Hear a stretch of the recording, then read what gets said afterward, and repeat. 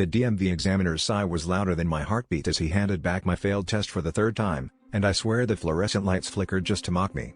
There I was, slumped in the ugly plastic chair, feeling like the only adult in the world who couldn't pass a driving test.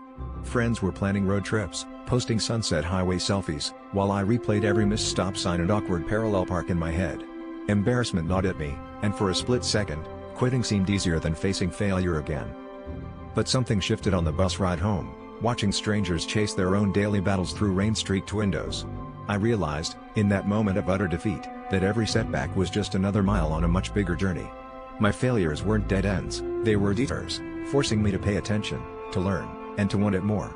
I started practicing with my uncle, who turned every mistake into a laugh, every near miss into a lesson, until driving became less about passing a test and more about learning how to keep going after stalling out.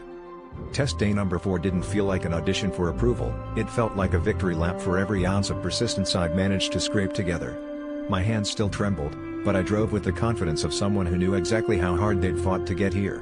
When the examiner finally smiled and said, "You passed," it wasn't just a license slip in my hand, it was proof that grit can get you where talent alone can't. Now, every time I slide behind the wheel, I remember that persistence drives us farther than any car ever could. The road ahead will always have bumps, but what matters is refusing to let a few wrong turns keep you from reaching your destination.